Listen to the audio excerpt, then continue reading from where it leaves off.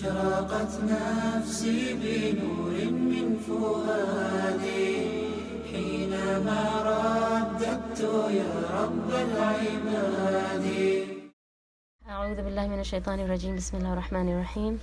إن الحمد لله نحمده ونستعينه ونستغفره ونعوذ بالله من شرور أنفسنا ومن سيئات أعمالنا من يهده الله فلا مضل له ومن يضلل فلا هادي له وأشهد أن لا إله إلا الله وحده لا شريك له وأشهد أن محمدا عبده ورسوله. رب اشرح لي صدري ويسر لي أمري واحلل عقدة من لساني يفقه قولي. So assalamu alaikum wa rahmatullahi wa barakatuh. It's very nice to be able to connect with all of you again. I think staying in isolation and social distancing, I think we've learned to value each other more.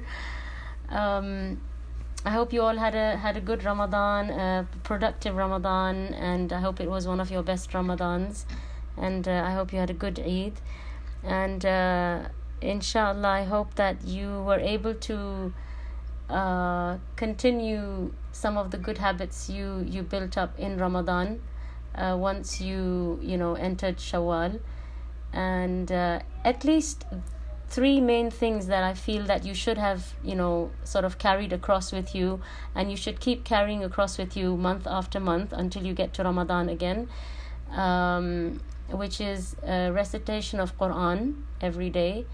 I hope that you can all decide on a portion which is doable, which is something that you can stick with and do regularly. And the night prayer is something that you should be able to carry across and continue doing, tahajjud.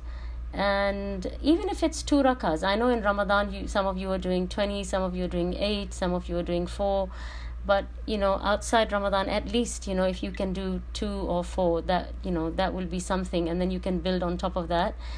And the third thing that you should have relatively easily carried across is the habit of fasting.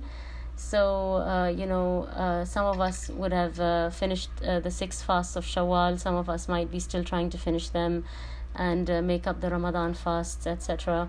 So every month we can at least do the 13th, 14th and 15th, or we can do the 13th, 14th and 15th along with Mondays and Thursdays.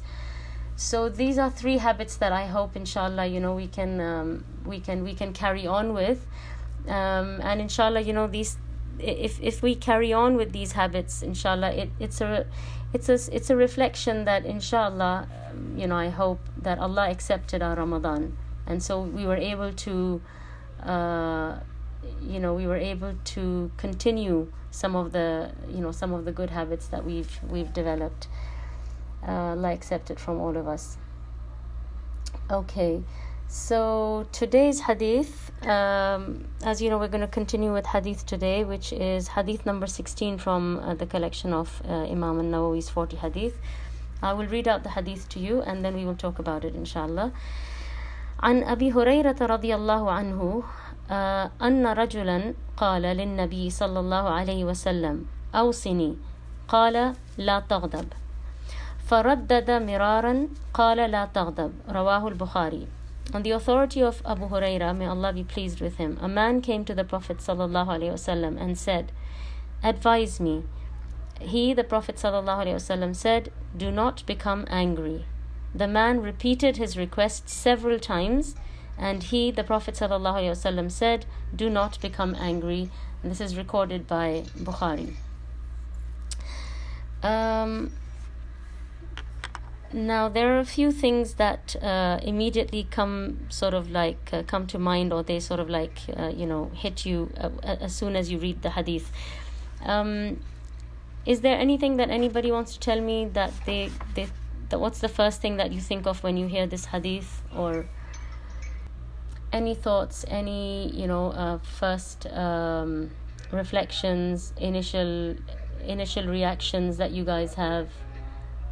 Okay, so Fariha is saying self-control. Okay, so that's the first thing that comes to your mind. Is there something that you see in the hadith which seems to you, in the wording of the hadith, which seems different to you, or which seems strange to you? in the actual words of the hadith. A man came to the Prophet ﷺ and said, advise me. The Prophet ﷺ said, let me bring the hadith, sorry, I hadn't even got the hadith up, sorry. The Prophet ﷺ said, do not get angry. The man asked repeatedly, and the Prophet ﷺ answered each time, do not get angry. Okay, anyway, let's carry on, and then inshallah you'll see what I was trying to get at. Before we carry on, I just want to mention that Sunan at-Tirmidhi has recorded the same hadith with slightly different wording, and I just want to mention that as well. So in a narration in Sunan at-Tirmidhi, a man came to the Prophet ﷺ and said, teach me something that will not be heavy upon me, so that I will be able to keep it and memorize it. The Prophet ﷺ told him, do not get angry. So this is a similar narration with slightly different wording. So the difference between this one and the one in Tirmidhi, as you can see, is the fact that the man repeated himself, and he repeatedly asked the Prophet ﷺ, advise me, and every time the Prophet ﷺ would give him the nasihah, he would say, advise me again. So the narration in Tirmidhi does not have that repetition, but this repetition is the thing that I feel, that at least for me, it stands out in the hadith, because you think to yourself that once the Prophet ﷺ has given him advice, what would cause him to ask for advice over and over again? All right, going back to the hadith, just some general comments about the hadith. So like I said, I've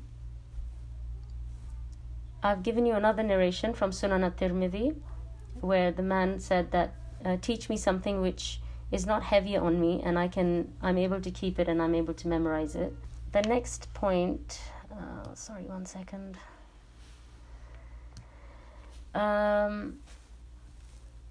If you all remember, several times now, when we have done a hadith, I have mentioned to you that there are 4 hadith which focus on the development of one's character. Can anyone mention to me quickly which hadith those are? Love for your brother what you love for yourself. Yes, very good. Okay, love for your brother what you love for yourself. That's one of them. Anybody else? No, I don't think that was one of the 4 that I have mentioned in the past. So leave that which does not concern you. Love for your brother what you love for yourself. Speak good or keep silent. And don't get angry.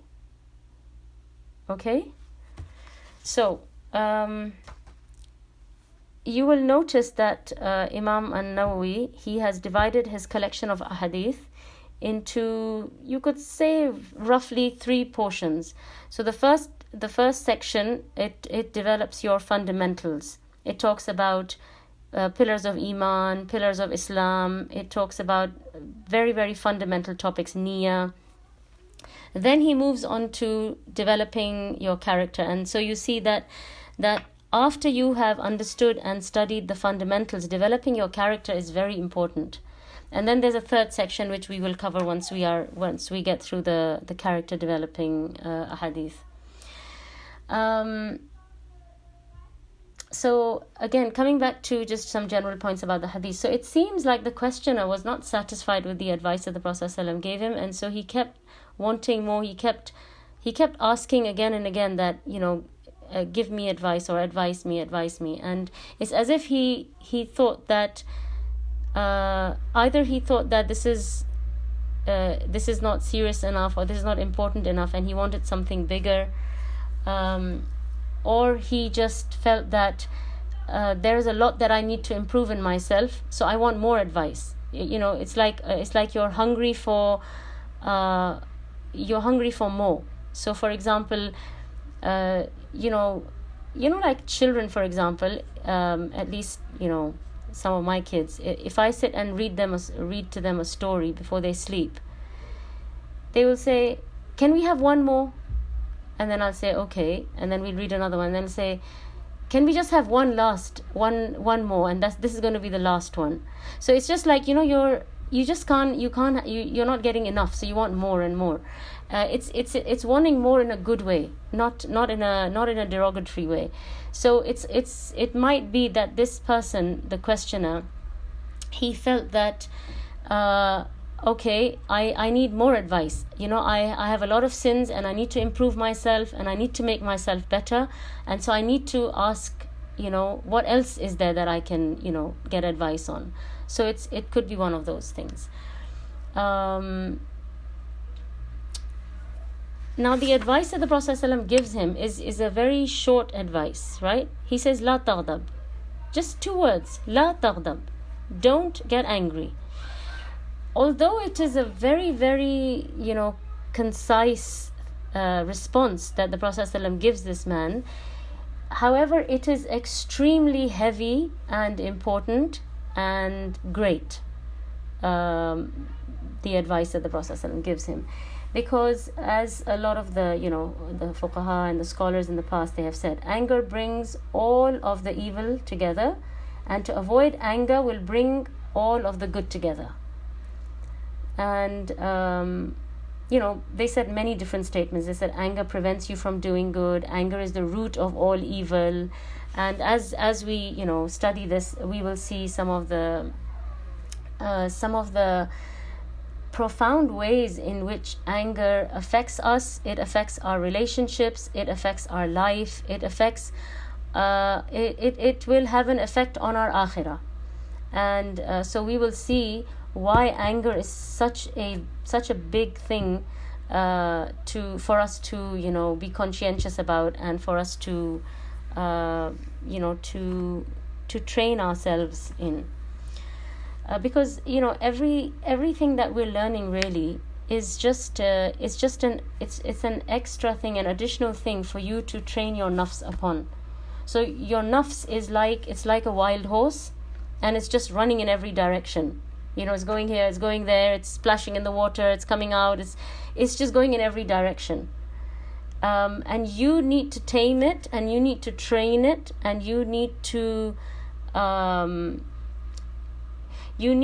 encourage it and help it to walk where it is meant to be walking, rather than running wild and going everywhere else. So that's what our nafs is like. It can go wild if we don't control it, if we don't teach it and train it.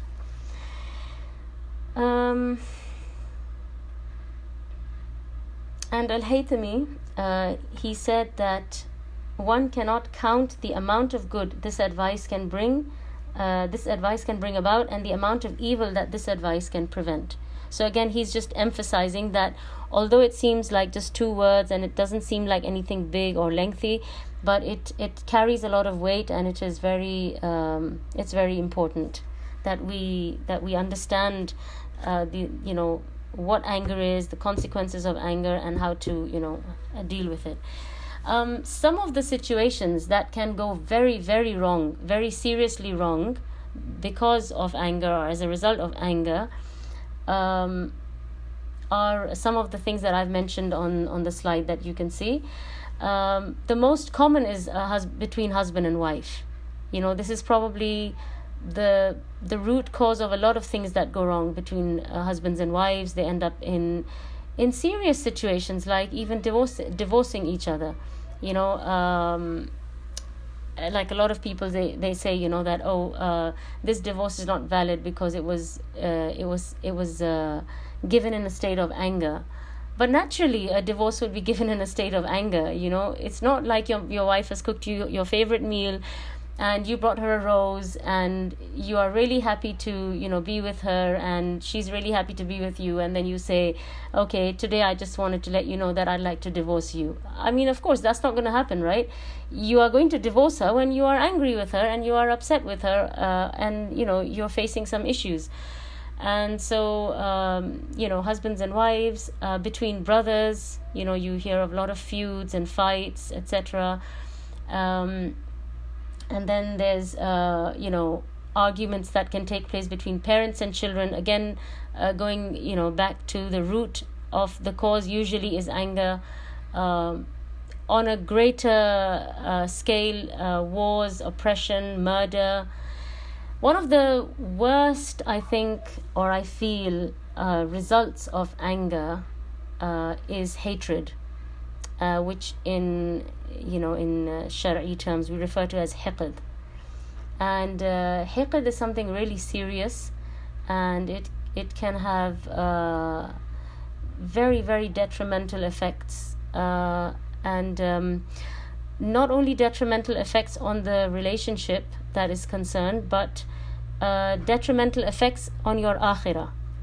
And that is where this stuff starts becoming very serious. So it's not just a matter of, I was just upset or I was just angry, but now this is developing into something which you are going to carry into your akhirah, and it could be now you're risking your your akhirah, and you don't want to do that.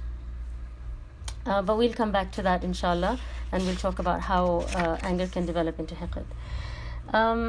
Just very quickly about the narrator. Sorry.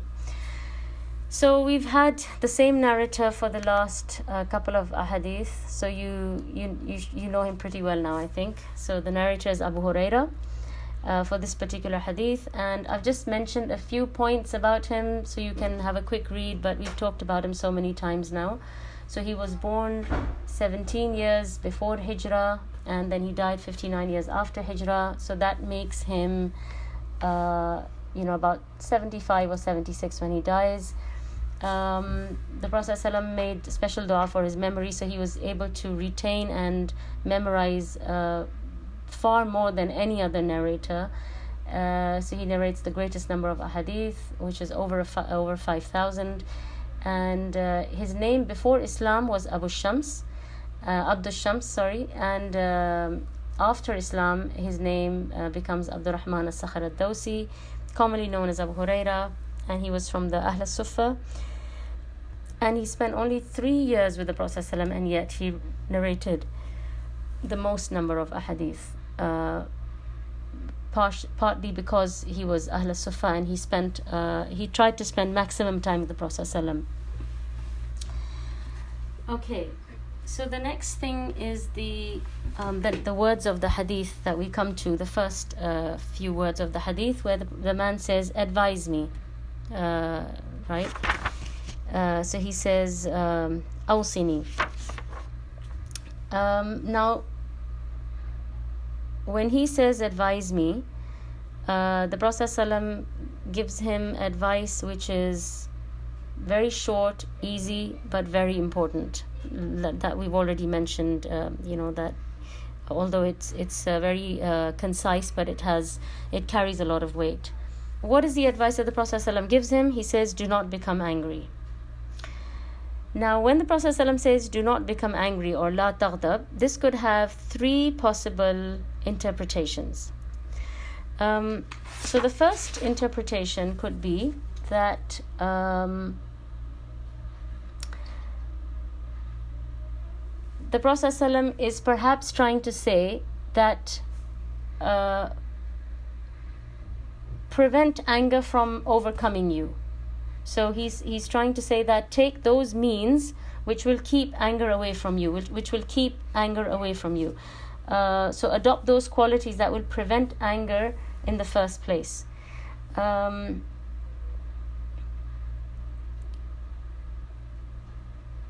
So some of the things that they gave as an example is, if you adopt some of these characteristics into yourself, such as generosity, kindness, calmness, modesty, patience, forbearing, forgiveness, if you try to be easygoing by nature and so forth, if these things become part of your personality and part of your character, then it's easy for you to control your temper, and it will be at the time that you are getting angry, it will be easy for you to overcome that anger, because by your nature you have tried to adopt the characteristics of calmness and patience and gentleness.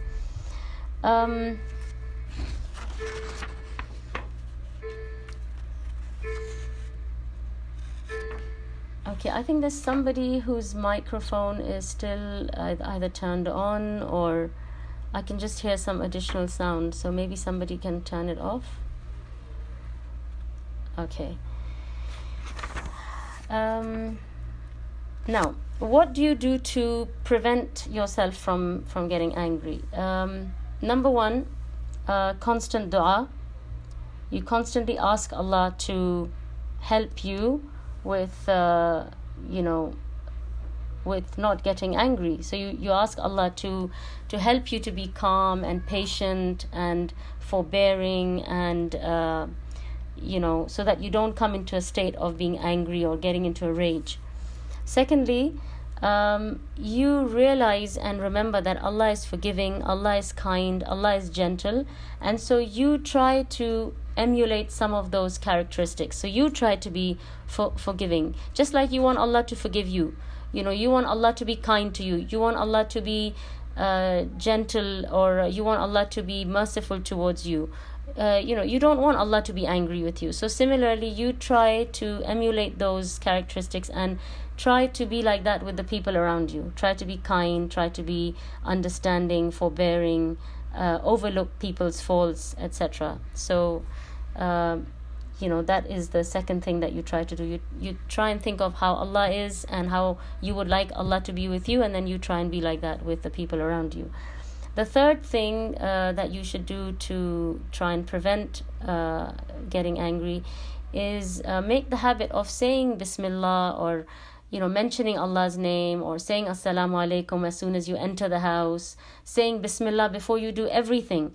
So when you say Bismillah, what happens? Anyone? I would really like this class to be more interactive, but I am not quite sure how we can make it more interactive. Maybe you guys can... Okay, the second point. So the first point was making dua to Allah. The second point is reflecting on Allah's asma wa sifat and Allah's characteristic, or his sifa of being forgiving. So I think one of the reasons we get angry is because we can be very unforgiving, right? So if my son spills milk on the table, I find it very difficult to overlook that and to excuse him or to forgive him for that. So I'm going to get angry and I'm going to say, oh, you butterfingers, why did you do that? And why can't you be careful? Why didn't you ask me to do it for you? And, etc., etc. So I think that's one of the things that causes us to be angry about petty matters. And if you really reflect and think about the seriousness of the situation, you realize that nothing in the dunya is really worth getting angry. So the things that are really worth getting angry are much more serious issues. These little things that we snap about and we get angry and upset about, these are really small things. Is that clear? The second point? And so just like, we would like Allah to be kind to us. We would like Allah to be merciful to us. We would like Allah to forgive us and overlook our faults. So similarly, we should try and overlook people's faults, right? So if we try and remind ourselves that, like when someone makes a mistake and you think to yourself, well, I make mistakes and I like to be forgiven and excused. So that will just help you to immediately, cut that anger. And you will just immediately just feel a bit calm, because you'll think, well, I could have done that. That could have been me, and I would have just liked somebody to say, it's okay, let's just wipe it up, for example, right? So that's the second point. The third point, make it a habit to say Bismillah, to mention Allah's name, or to say Assalamu alaikum. All right, so just continuing now from where we left off. So can somebody please tell me that when you say, repeatedly you say Bismillah, or you mention Allah's name, what does that what effect does that have, and how does that help you to prevent anger?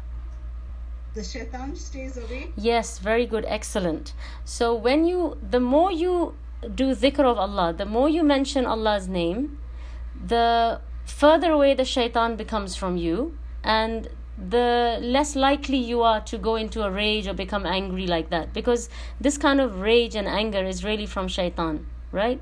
So when you mention Allah's name or you constantly remember Allah, it helps you to keep the shaitan away, and that helps you to stay calm. The fourth point that would come as a preventive measure from getting angry is to control your tongue. Sometimes we invite trouble. So everything will be going well, and then we will start saying something which is really unnecessary, and it's going to start a whole cycle of it's going to start an argument, or it's going to start a back and forth, and then you're going to end up saying things that you would not have said, and then obviously the person that you are interacting with, they will reciprocate, and this is going to end up in a fight or something like that. So just control your tongue, and speak good or keep silent, and you will try and keep out of trouble like that. Number 5, keep reminding yourself that it is a weak person who becomes angry quickly, and it's a strong person who is able to control his anger.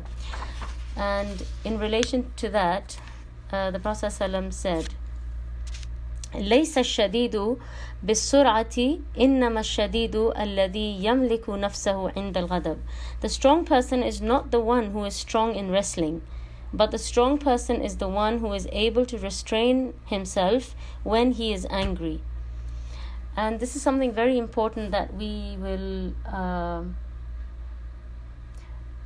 have talked about again, but I would like to just actually mention it here. And when we talk about strength and weakness,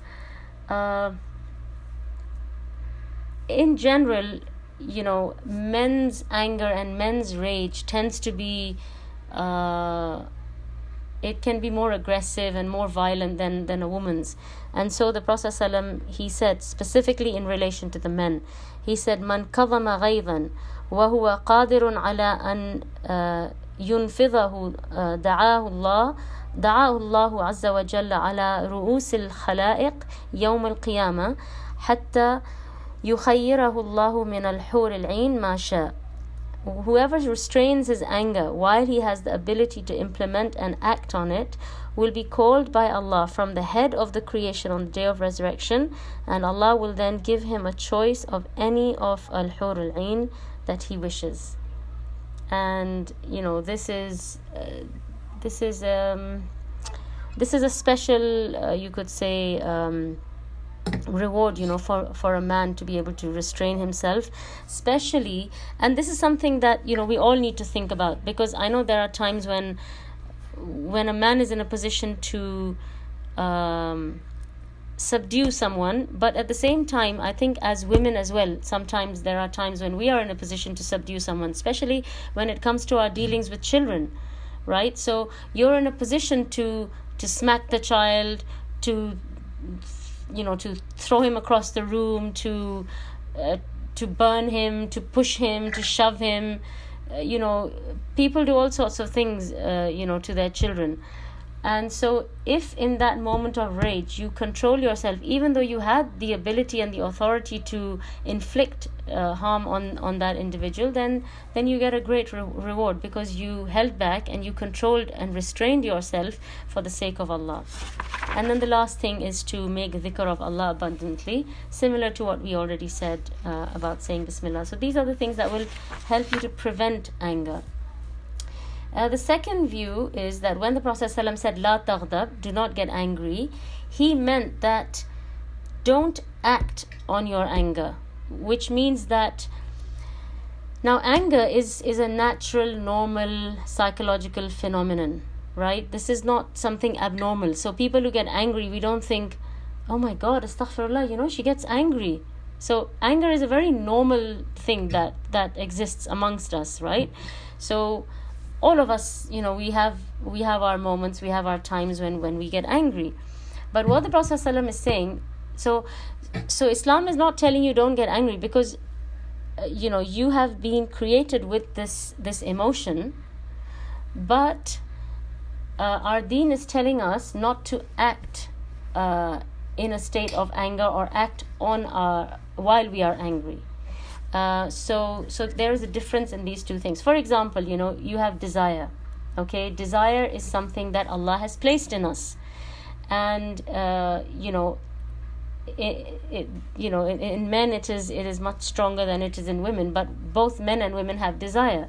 Now, it is not haram to have desire. So if somebody has desire, that doesn't mean now that they have done something haram, because this is something natural, something normal that Allah has created us with. But what you do with that desire and how you use that desire, that is what makes the distinction between right and wrong. That is the thing that makes the distinction between reward and punishment. So the same way, anger is something very not normal and natural in us. It is an instinct, or something that we experience or feel, and it is very normal and natural. But what we do with that anger, how we behave while in that state of anger, is what makes the distinction between right and wrong, between being rewarded and punished. So the second view is basically, the scholar said that perhaps this is what the Prophet ﷺ meant, that when you are angry, don't act on your emotions, or don't act in a state of anger. And this is something really significant, because if you think about it, while you are angry, that is the time that you are thinking least logically, right? That is the time when most rationale has left you, and you're just being impulsive, and you're being emotional, and you're very high strung at that time, and most likely you're not even thinking straight. Sometimes, once a person's anger has died down, so sometimes you'll see that you're in a rage or you're really angry, and if someone sits you down and asks you, why did you say such and such? And you start looking around and thinking, and you say, I didn't say such and such. And they say, yes, you did. You were saying XYZ. And you're thinking, no, I wasn't saying it. So you see, in that state, you were so angry, you can't even remember what you were saying. So that means you are not really even in your senses. So, rationale and logic and all these things, they're not even part of the equation anymore when you're that angry. Yeah, I was saying that you don't remember what you were saying when you were in that state of anger. But there was another point that I was going to make connected to that. Yes. So most of what you are saying in a state of anger is really irrational. So for example, my father, he gave me very good advice a very, very long time ago.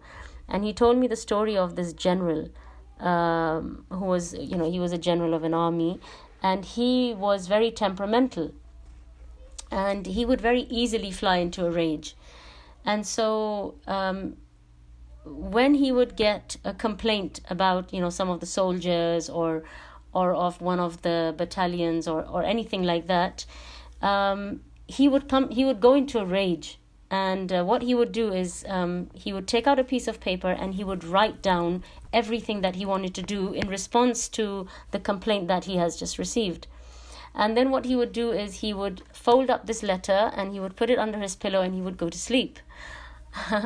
And then he would wake up in the morning, obviously once he has calmed down, and now he is thinking rationally, because at that time he wasn't thinking rationally. And then he would take this letter out and read it. And then it would seem extremely unreasonable to him. So he would tear it up and throw it away. And then he would get a fresh piece of paper and write down what he really thinks should be done in response to, the complaint that he has received. So it is so true and accurate, this advice. If you think about it, for example, most of us are mums, right? So we're usually getting angry with our kids, or maybe sometimes we're getting into an argument with our husbands. So if you think about it, right, at the time that you are really, really angry about something, either with your husband or your child or one of your friends or your sister or brother or whoever, at that time you have got some really vicious thoughts, right? You're thinking, oh, I could kill them, I could strangle them, I could, push them off a cliff, or I don't know, whatever violent thoughts you're getting at that time. But once you've calmed down and, this rage has left you, and then when you think about it, then you think a bit more rationally. You think, okay, I know that they did this and it was, it wasn't right or it wasn't pleasant, but okay, maybe they just made a mistake. You can make excuses, you can make justify their action. You can, you're just going to be able to use more rationale. So that's why it's definitely recommended that you don't act in the state of anger, but rather you wait for it to pass, and then you do what you have to do. So what are the things that you should do if you are angry and you want to avoid acting on your anger? So I'm just going to quickly mention a few things. So the first thing that you should do when you are angry is what? Can somebody tell me, please? I would really like to, hear from you guys. I don't want this to be just one-sided. Anyone? What do you do when you're angry? What should you do when you're angry? If you're standing, then to sit down. Excellent, very good. So change your position. And the Prophet ﷺ, he advised us to do this. And he said,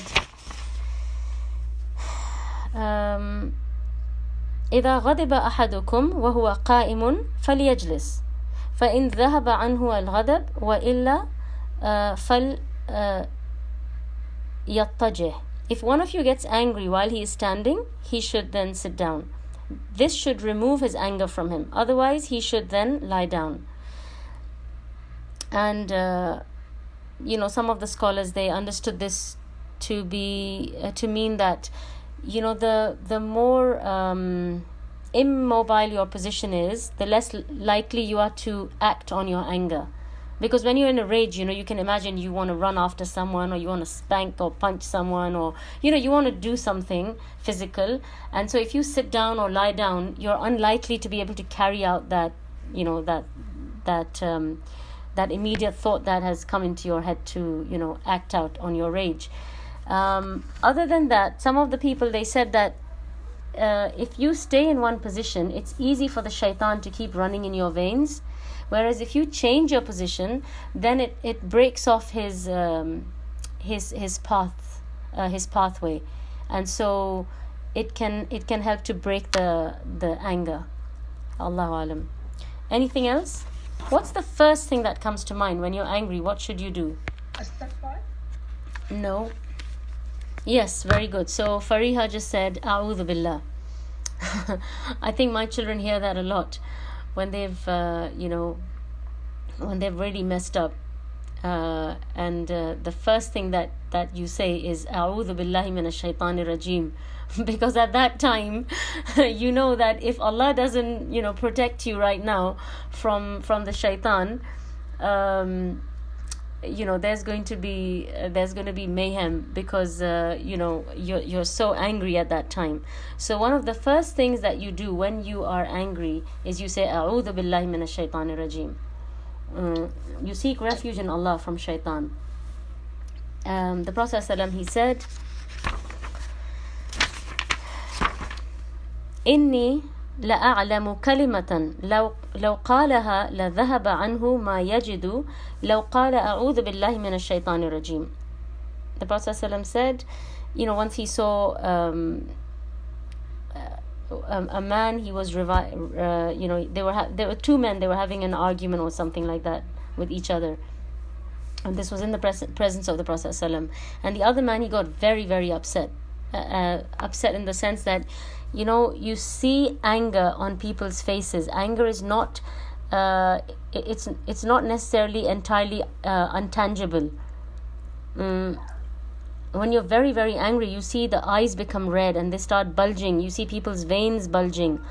You see the veins in people's necks, right?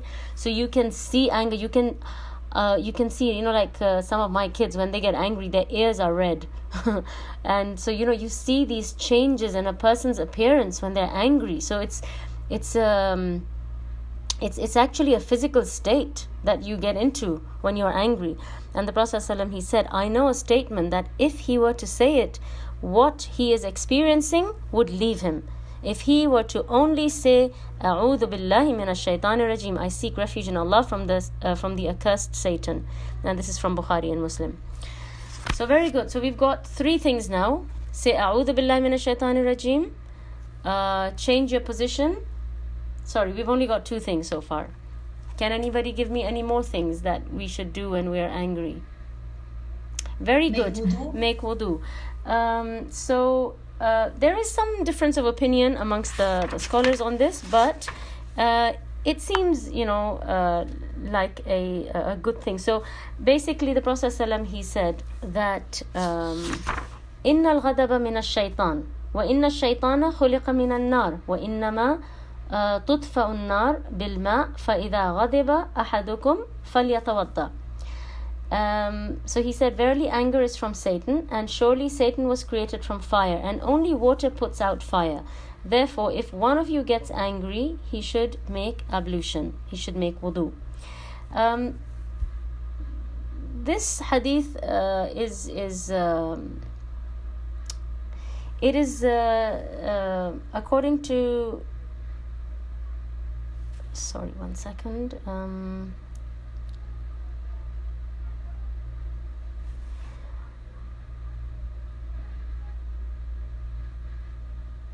I think there is some ikhtilaf on the correctness of this hadith, but there are some muhaddithin who said that this hadith is okay to use. In any case, water is a very, very good thing to use when you are angry. So yes, somebody has mentioned drinking water. So there are 2 purposes that water serves. One is that if you just drink it, or you just rub it on your face or something like that, it just cools you. It just has this effect where it just, it's meant to just calm you down. And the second thing is that if you decide to make wudu while you're getting angry or you're in the middle of a punch up with someone, you can't just make wudu where you're standing, right? So you would have to leave that place and you would have to go into another area, another room, make wudu there, and then, by that time things will start calming down because you've left that place. So, especially when it comes to husbands and wives, having a domestic, having an argument, having a, meltdown or whatever, one of the best things to do, and that you should agree upon before you get into that situation. So as husbands and wives, you should both have some kind of an understanding that, look, if we get really, really upset, one of us should just go for a walk. Because really at that time, that is not the time to resolve anything, that is not the time to discuss anything, that is not the time to find any solutions. It's just the time for fitna to get bigger and bigger, and for the situation to get worse, and shaitan is just having a field day.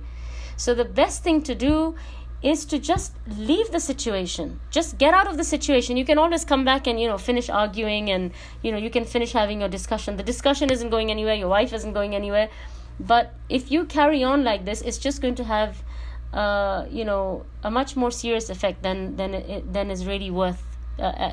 Sometimes when you think of the problems that you've fought over, there are things I remember that I have had, maybe like lengthy arguments or lengthy, you could say, like it's had a serious impact on my relationship with someone. And now when I think about it, I can't remember what it was. So can you imagine how petty it must be if you can't even remember why you were upset with someone? That's how silly these things are sometimes. So sometimes you'll try and remember about some big argument you had with someone, and then you try and think and you think that I can't remember why we argued, but I remember we argued. So it's just really silly. And the other thing is that also, like with the parent and child, for example, where there is a chance you might smack your child, or you might get more physical with your child than you should. So the safest thing is, when you are in that rage and you're really, really upset, is that you just separate yourself from that situation and from the child, or from whatever that issue is, and you just calm down, and then you can go back and deal with it, or punish them, or speak to them, discuss, advice, whatever. So those, I think, are the two main benefits of water. Drinking or putting onto yourself in the sense of wudu, or just when you leave to make wudu, you leave that situation, and that's good to get you away from it. Okay, anything else? So somebody said fasting. Fasting, it helps to calm you down, but that's not really something I would be looking for. Like, why, once you are in a state of anger, I want to know, what do you do then? So you can't really start fasting at that point. So yes, very good, keep quiet. So you try and hold back your words, and you hold back your tongue, because at that time you are going to be rattling off so much nonsense that you will wish that the person you were arguing with was unable to hear what you were saying. Because sometimes you say the kind of things where you think, I can't even believe I said that, and that happens a lot. Sometimes, especially with husbands and wives, when everything has calmed down, you remind each other and you said, do you know you said this, and do you know you said that? And and then both of you are in denial, because you can't even believe you could have said such nonsensical statements. So the Prophet ﷺ, he said,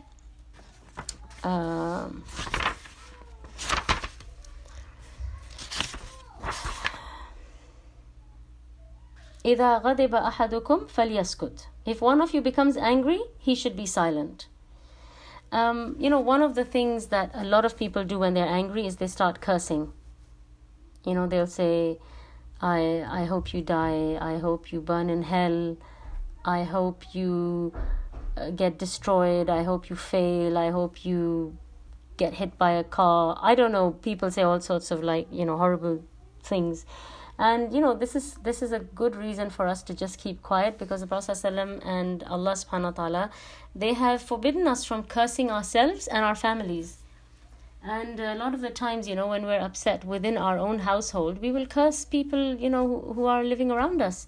And we don't know what those curses are doing and what effect these curses have. So, it's a very, very dangerous thing to lower your guard and to think that, I can speak and I'm going to be really careful about what I say. I'm not going to say anything extremely harmful, because once your tongue starts going, like I said, you are not in the state of mind to reflect and to think about what is coming out of your mouth. Okay, so now we've got how many points?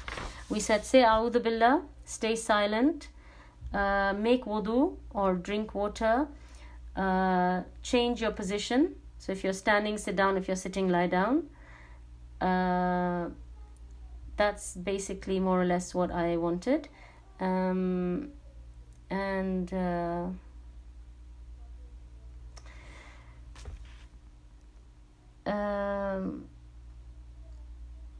At this point, I just wanted to just quickly mention about hiqd, because when we say don't act on your anger, so again, I need you to think of examples, because examples and stories, they really help you to understand concepts. So if you think about, for example, let's say you have a friend, okay, and she has hurt you or harmed you in some way, so you are very, very angry with her, extremely angry, and you wish you could you could express your anger, or you could say something to her, or you could do something to her, but because of societal pressures or reasons, etc., you just have to bite your tongue and you just have to keep quiet, but inside you're in a rage, that how could she do this, or how could she behave like this, etc. Okay, now you think about you're not preventing that anger, so you're not saying a'udhu billah, you're not trying to nip this anger, but you're allowing it to take root in your heart. What do you think that's going to lead to? So let's say for days and days and days now, you're angry with Sister X. Okay? What do you think is going to happen next? What is this anger going to develop into? Because you're not going to stay in an angry state. It's not possible for you to stay angry for, so many days or months or years. But what will that anger change into, which is going to linger and it is going to stay for days and months and years? Anybody? Very good. Yes. Hiqd, hatred, resentment, enmity, jealousy. Do you want to see anything good in this person? If this person gets success or happiness or anything good happens to this person, it's going to bother you. And when something bad happens to this person, you almost feel like you got your vengeance. You almost feel like, okay, now I feel good, at least she got hit by something. And this is not a good thing. Our deen does not teach us to take pleasure in somebody else's sorrow or difficulty or hardship. But this is what anger does. It can become so deep-seated in your heart that it can now change to hasad, hiqad, and now you are treading on dangerous ground in terms of your akhirah. Because now this hiqad and hasad, and now the harm that you are causing her because of your anger, which has changed into this, now you are, you could say that you are risking your relationship with Allah. Now you are risking your akhirah, right? And now your sins are not just between you and her, but now you could be sinning with Allah subhanahu wa ta'ala, right? So because this is something that Allah does not like. He does not like us to be jealous. He does not like us to have hatred for each other. So now it's not just going to be just a little anger between you and someone, but now it's becoming something that's going to affect your akhirah. And you are going to end up backbiting this person. It's a natural thing. You have so much anger and hatred built up inside towards this person that in every gathering you just think, oh, let me badmouth this person so that nobody likes her and she loses all her friends, and let me tell everybody how evil this person is. Let me just remind everyone what a horrible person this sister X is. So now you're going into ghiba, you're going into hiqd, hasad. You will ridicule her, you will make fun of her, you will try to bring her harm as much as you can in terms of physical harm, injure her, whatever, emotional harm. And you can see how this is all spiraling downwards, right? And it all started with a little bit of anger, but because you didn't prevent that anger and you allowed the anger to take root and to take seat, now you're in this problem where you have where this anger has now branched into so many more evil things. So just don't let anger take root. When you feel angry towards someone, try and finish it off, try and wash it off as much as possible. And the third and the last possible interpretation when the Prophet ﷺ said la taghdab is that he was saying don't get angry at all and just remain patient. So just have those kind of characteristics and feelings in your heart where you just think, okay, I can overlook this, I can let go of this, I can just so that kind of state where you just don't get angry at all.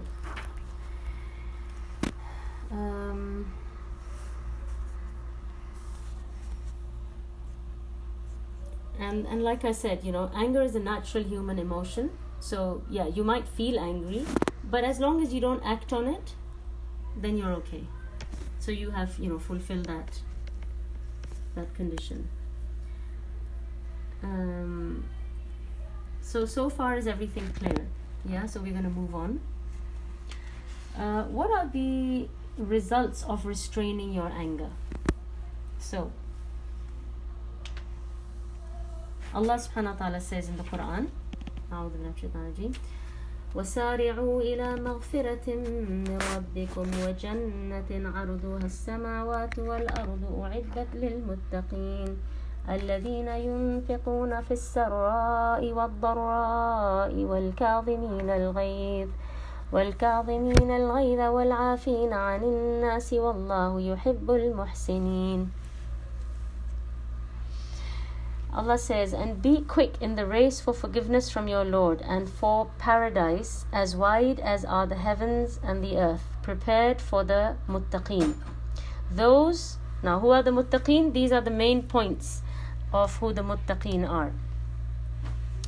Those who spend for the sake of Allah in prosperity and adversity, who repress anger, who pardon men, verily Allah loves the doers of good, al-muhsineen.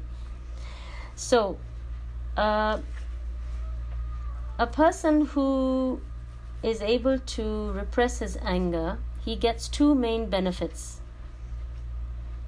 Can anyone tell me what they are from the ayah that I just read out?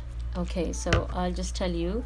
So Allah is saying forgiveness and paradise. Yes, inshallah, Allah will love you.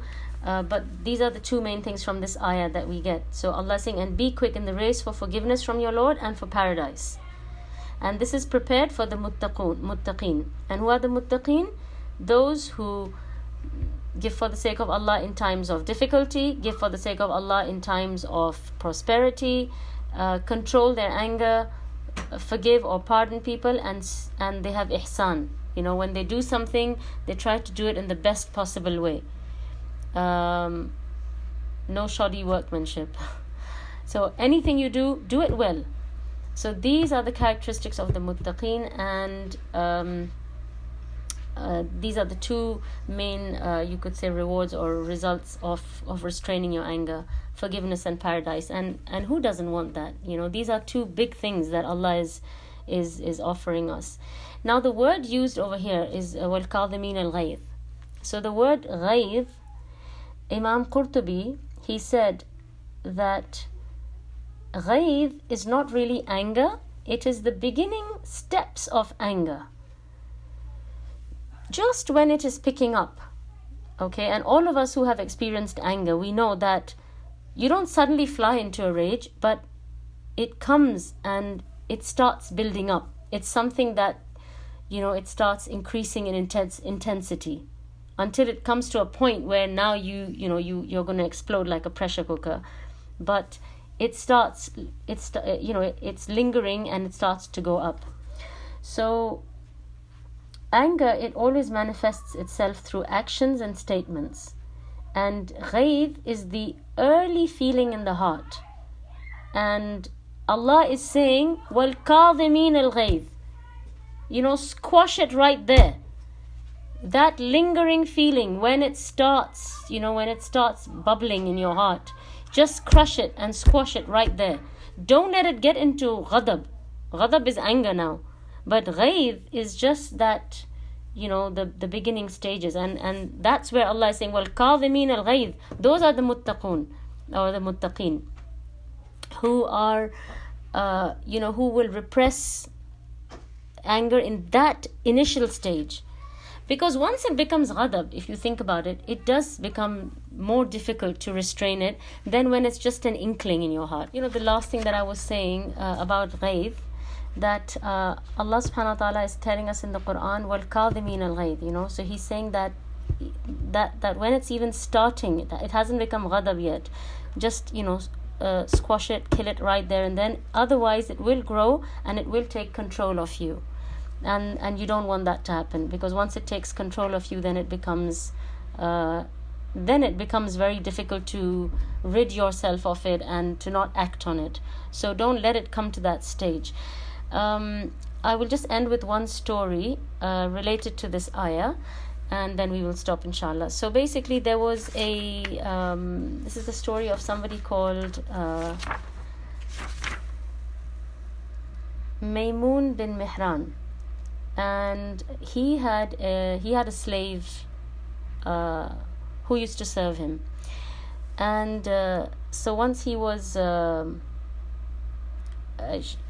think there was some hot soup that had been prepared, and it was brought to him by the slave, and she spilt it on him. And you can imagine having hot soup spilt on you. And that too by your slave. So she immediately said to him, she said, focus on the Quran. and she said, وَالْكَاظِمِينَ الْغَيْظِ. So he immediately said to her, he said, كَظَمْت, كَظَمْتُ, that I have restrained my anger. Because if he hadn't restrained his anger, she would not even be standing there saying these words. Then she said to him, she said, and act on what is next in that same ayah, and she said, وَعَافِينَ عَنِ النَّاسِ. So he said, قَدْ عَفَوْتُ عَنْكِ, that okay, I have pardoned you. So he has restrained his anger and he has pardoned her. And then she said, continue. She said, act on the last part as well. And she said, Wallahu yuhibbul muhsinin. So he said, قَدْ أَحْسَنْتُ إِلَيْكِ فَأَنْتِ حُرَّةٌ لِوَجْهِ اللَّهِ تَعَالَى. He said, you're free. I'm freeing you. You can go, you're free. And this was how he responded to her reminders of what Allah has asked us to do and how Allah has asked us to behave. And I've always really loved this story, and this is a really nice kind of anecdote to use between husband and wife, or between mother and child, or between any very close warm relationships that you have, to remind each other that وَالْكَاظِمِينَ الْغَيْظِ وَعَافِينَ عَنِ النَّاسِ وَاللَّهُ يُحِبُّ الْمُحْسِنِينَ. Just to remind each other that restrain your anger, pardon, and do an extra thing. So imagine that state of anger, which is something that is consuming you and that could actually lead you to earn Allah's anger, or it could lead you into sin, or it could lead you into a very wrong path. You have now taken that, turned it around, and you have made it something really beautiful. Look at the beauty of our deen. Look at the beauty of Allah subhanahu wa ta'ala's words, and how we can take something ugly and we can use Allah subhanahu wa ta'ala's words and Allah's advice, and we can change it into the most beautiful thing. So you can imagine, that the slave starts off by, spilling this hot soup, and she, that action ends up in her being freed. And that was a big thing for slaves at the time, to be freed. So, if we take Allah's words and Allah's advice, we will never regret it, and we will never be sorry. We will always be successful and happy and feel the effects of